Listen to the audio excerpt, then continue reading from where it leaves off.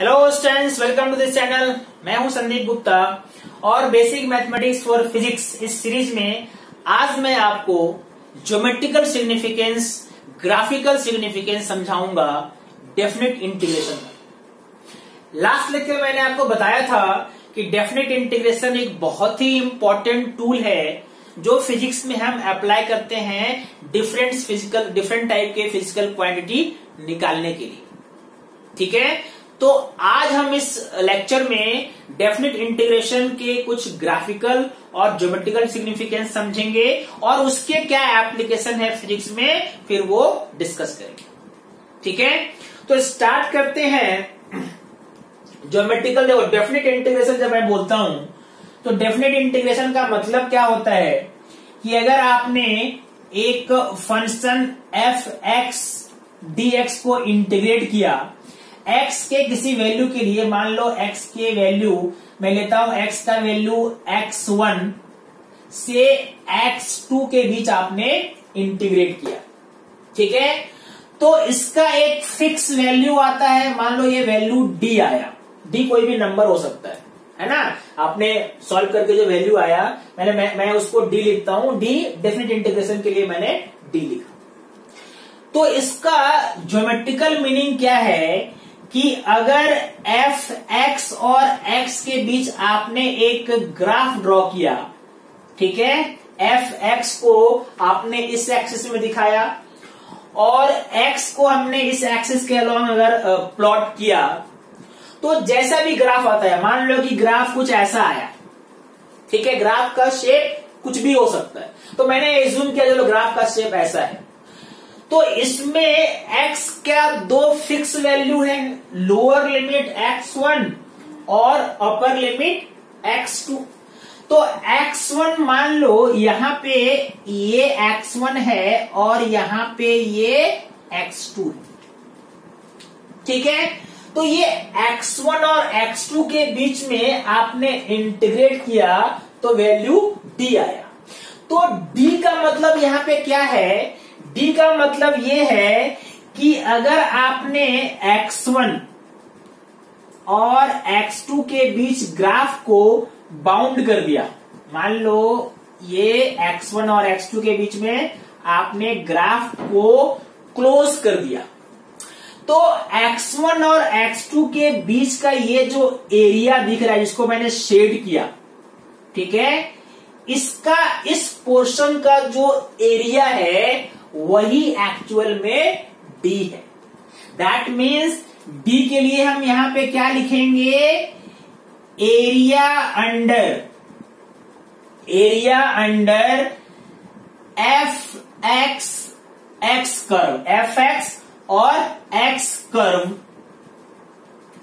Between, कहां से कहां तक आपने एरिया निकाला, आपने एरिया निकाला between x equal to x1 and x equal to x2। ठीक है, तो ये जो एरिया आएगा, this area is equal to d, यानी ये डेफिनेट इंटीग्रेशन का देखो यहां पे ये ज्योमेट्रिकल मीनिंग है। जब हम डेफिनेट इंटीग्रेशन करते हैं तो एक्चुअल में हम क्या फाइंड करते हैं, एरिया फाइंड करते हैं। ठीक है, किसका एरिया, जिसको आपने इंटीग्रेट किया है और जिसके रिस्पेक्ट में किया है इंटीग्रेट, इन दोनों का जो कर्व है उसका आप एरिया निकालते हैं between lower limit and upper limit. ठीक है, that is geometrical meaning of integration. आपको याद है ज्योमेट्रिकल मीनिंग ऑफ डिफरेंशिएशन क्या था, dy by dx। dy by dx slope था, है ना, yx का या fx ग्राफ का स्लोप था, that was geometrical meaning of differentiation, है ना। तो जैसे डिफरेंशिएशन का मतलब होता है कर्व का स्लोप निकालो किसी पॉइंट पे, वैसे ही इंटीग्रेशन का ज्योमेट्रिकल मीनिंग होता है एरिया फाइंड करना, है ना। एरिया जो आपने निकाला लोअर लिमिट और अपर लिमिट के बीच में, है ना। अब देखो यहाँ पे लिमिट जानना जरूरी है, नहीं तो अगर मैंने आपको बोल दिया कि एरिया निकालो तो कहां से कहां तक, ये तो बहुत लंबा चला जाएगा, है ना, तो वो हो जाता है इनडिफिनिट इंटीग्रेशन। ये डिफिनिट इंटीग्रेशन है, इसमें एरिया का एक फिक्स वैल्यू आएगा x1 और x2 के बीच में, और वही है actual meaning of definite integration. अगर मान लो कि जैसे इसी डायग्राम को अगर मैंने अलग अलग तरीके से ड्रॉ किया होता, मान लीजिए कि आपको कुछ ऐसा ग्राफ है, मान लो कि ग्राफ आपने ऐसा ड्रॉ किया, ठीक है, ध्यान से समझना, ऐसा ग्राफ है, ये पॉइंट को आपने x1 लिया है, ये पॉइंट को x2 लिया है, ये किसका ग्राफ है, ये fx ग्राफ है, ये ओरिजिन है x के रिस्पेक्ट में, ठीक है। तो इस वाले कंडीशन में अगर आपको इंटीग्रेशन करना होता तो आप ये एरिया लेते। अब ये एरिया देखो ओरिजिन के नीचे है, मतलब ये x एक्सिस के नीचे है, ठीक है। तो यहां पे ये जो d का वैल्यू आएगा ये नेगेटिव आएगा। कहने का मतलब अगर आप ये इक्वेशन लिखते हो यहां पे इंटीग्रेशन ऑफ fx कुछ भी हो सकता है, कहां से कहां तक, x1 से x2, और ये वैल्यू अगर d आ रहा है तो ये जो d होगा ये नेगेटिव होगा। मतलब कोई भी एरिया जो इस एक्सिस के नीचे है तो हम क्या लेंगे, नेगेटिव लेंगे, d इज नेगेटिव। समझ में आया। यहां पे इंटीग्रेशन पॉजिटिव आएगा अगर करोगे तो, है ना, डेफिनेट है कि पॉजिटिव ही आएगा, लेकिन यहां पे इंटीग्रेशन क्या आएगा, नेगेटिव आएगा। आपने बस ज्योमेट्रिकली इसको देख के बता दिया कि इसका इंटीग्रेशन का वैल्यू कितना आएगा, नेगेटिव आएगा। अगर मान लो कि एक और मैं करता हूं, यहां पे ध्यान से देखना, अगर मान लो fx और x के बीच का ग्राफ कुछ ऐसा है मान लो,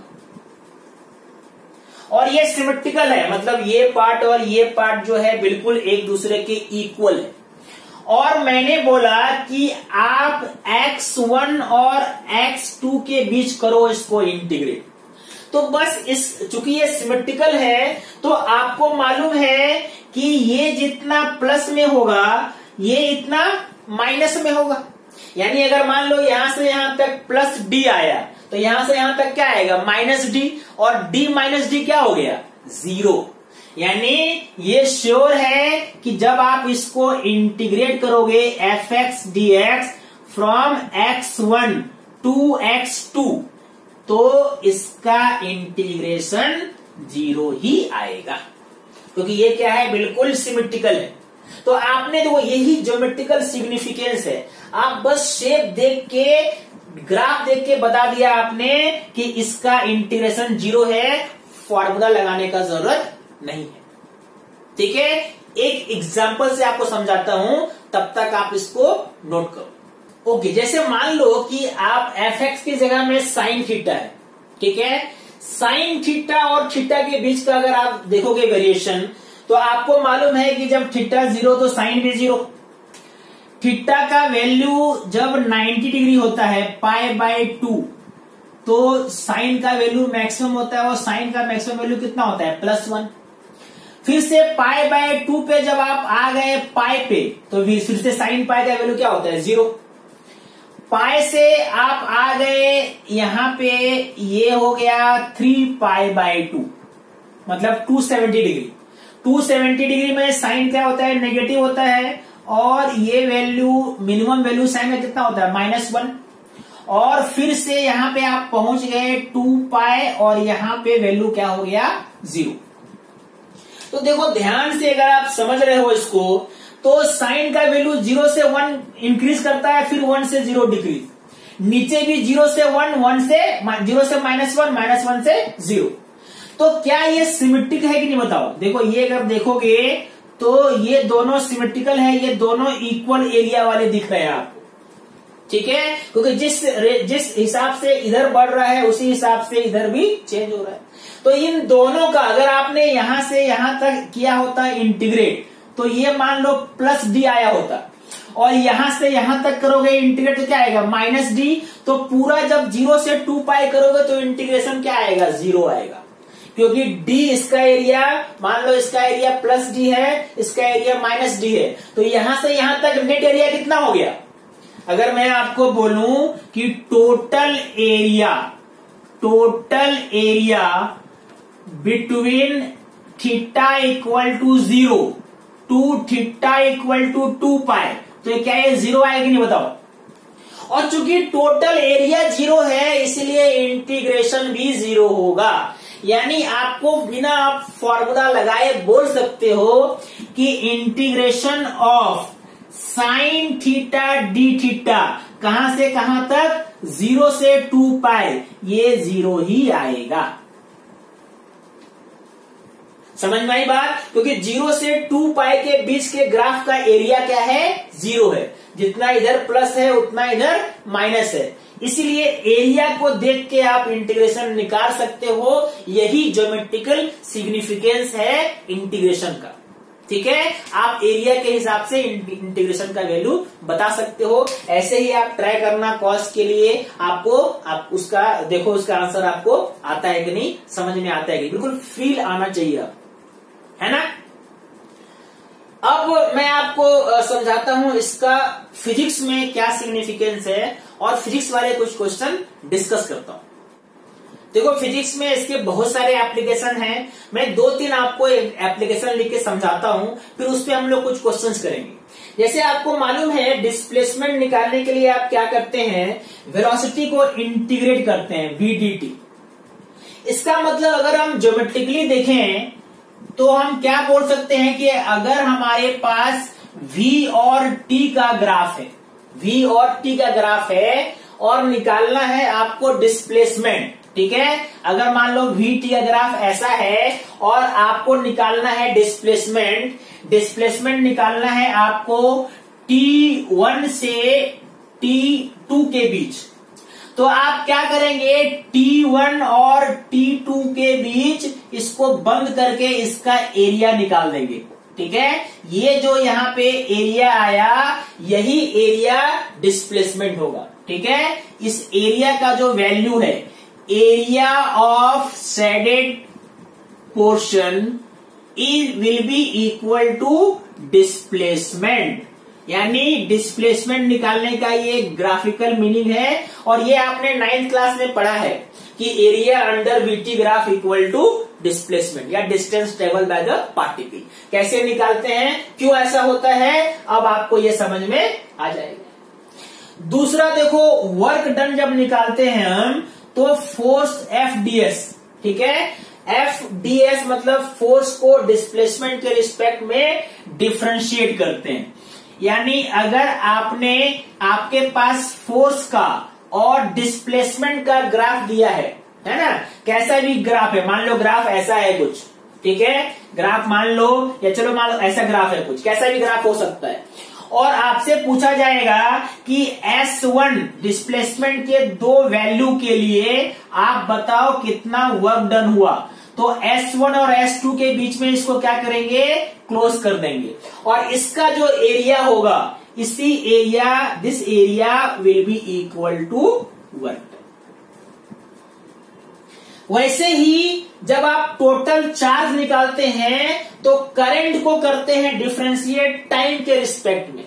यानी अगर आपके पास करंट का और टाइम का ग्राफ है कुछ ऐसा, ठीक है, और आपसे बोला जाए कि आप बताओ कि T1 और T2 के बीच में कितना चार्ज फ्लो हुआ, तो T1 और T2 के बीच में अगर निकालने के लिए आप ये एरिया निकाल देंगे, यहीं पे आपको मिल जाएगा टोटल चार्ज फ्लोन, कितना चार्ज फ्लो हुआ।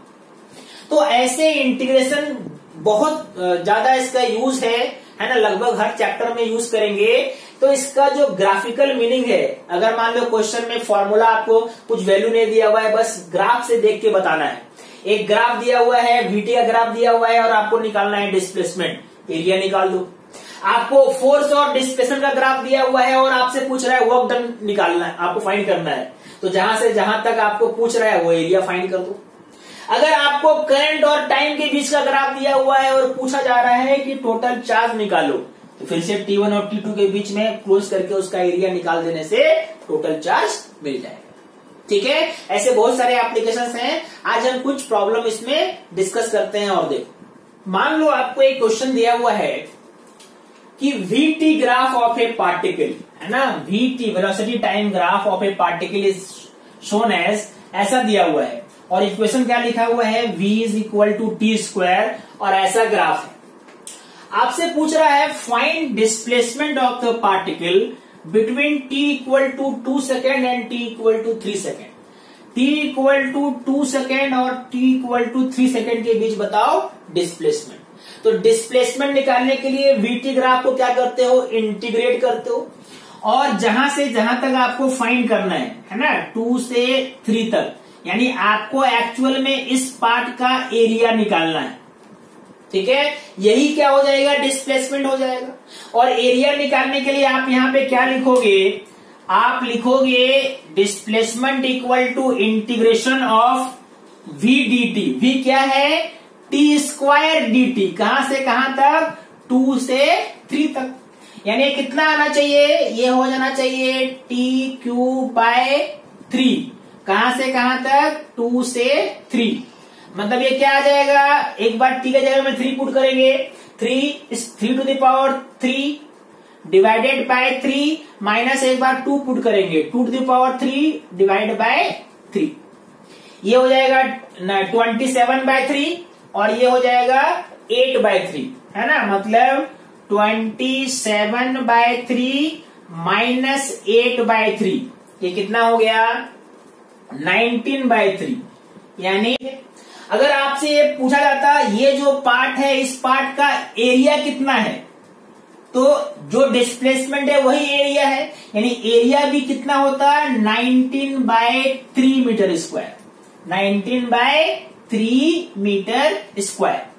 ठीक है, अब ये जो एरिया है ना, जब इसका हम एरिया फाइंड करेंगे और ये डिस्प्लेसमेंट है, इन दोनों का मैग्नीट्यूड क्या होना चाहिए, इक्वल होना चाहिए। ठीक है, तो अगर आपसे एरिया पूछा जाएगा या डिस्प्लेसमेंट पूछा जाएगा, दोनों का वैल्यू सेम। ठीक है, एक और देखो। ओके, अब देखो एक वीटी ग्राफ आपको दिया हुआ है और वीटी ग्राफ के हिसाब से वेलोसिटी टाइम ग्राफ दिया हुआ है और आपसे पूछा जा रहा है कि बताओ 6 सेकेंड में कितना डिस्प्लेसमेंट है पार्टिकल का। ठीक है, तो जब हम डिस्प्लेसमेंट निकालेंगे तो चूंकि डिस्प्लेसमेंट हम कैसे करते हैं, integration of velocity time from t1 to t2। ठीक है, तो आप यहां पे देखो ग्राफ का शेप अलग अलग टाइम के लिए अलग अलग है। तो यहां पे इसको आप 3 पार्ट में डिवाइड कर सकते हो, जितने पार्ट में आप चाहो डिवाइड कर सकते हो। यहां पे ये हम चलो इसको फर्स्ट लिखते हैं, इसको सेकेंड, इसको थर्ड और इसको फोर्थ। इन चारों का जो आप एरिया फाइंड करोगे, आपको मालूम है कि डिस्प्लेसमेंट एक्चुअल में पूरे एरिया का सम है। तो सबसे पहले आप बताओ कि 1 का कितना एरिया है। ये होगा डिस्प्लेसमेंट बिटवीन 0 to 1 सेकेंड और इसका एरिया कितना हो जाएगा, यानी डिस्प्लेसमेंट 1 अगर हम लिखेंगे तो ये ट्रायंगल है, तो ट्रायंगल का एरिया क्या हो जाएगा, हाफ इंटू बेस। बेस कितना है, 1 और हाइट कितना है, 2, मतलब ये हो गया 1 मीटर। यानी 1 सेकेंड में पार्टिकल 1 मीटर डिस्टेंस ट्रेवल करता है। ओके, दूसरा चलो अब आते हैं, अब बात करते हैं 1 से 3 के बीच में ये कितना टाइम गैप है। ये टाइम गैप 2 सेकेंड का है और ये भी 2 है, तो एक तरह से ये स्क्वायर हो गया। ये भी 2 है और ये भी 2 है, तो स्क्वायर का एरिया क्या होगा, 2 इंटू 2 मतलब 4 मीटर। कितना डिस्प्लेसमेंट हो गया, 4 मीटर। ठीक है, अब ये देखो 3 से 4 के बीच का कितना टाइम गैप है, 1 सेकेंड का टाइम गैप है और ये कितना है, 2 और ये ट्रायंगल है, तो ट्रायंगल का area half into base into height. Base यहां से यहां तक का लेंथ कितना होगा, टाइम कितना है, 1 और यहां से यहां तक ये कितना है, 2, यानी ये हो गया 1 मीटर। S3 भी आ गया। S4 के लिए क्या, S4 भी राइट एंगल ट्रायंगल है, लेकिन इस बार यहां ये टाइम जो है ये कितना है, 2 सेकेंड और ये कितना है, 4। ये कितना है, 4 है ना, हाँ ये कितना है, 4 है। दैट मीन्स इस बार कितना हो गया एरिया, हाफ इंटू 2 इंटू 4, मतलब 4 मीटर नेगेटिव में। क्यों नेगेटिव में? क्योंकि ये जो डिस्प्लेसमेंट है वो टाइम एक्सिस के नीचे है। तो अगर आप टोटल डिस्प्लेसमेंट निकालोगे, टोटल डिस्प्लेसमेंट अगर हम निकालेंगे तो ये कितना हो जाएगा, 1 + 4 5, 5 + 1 6 और 6 - 4 यानी 2 metre. That is the answer. ठीक है, तो ऐसे हम वेलोसिटी टाइम ग्राफ या किसी भी एरिया के कॉन्सेप्ट से, डेफिनेट इंटीग्रेशन के कॉन्सेप्ट से कोई फिजिकल क्वांटिटी निकाल सकते हैं।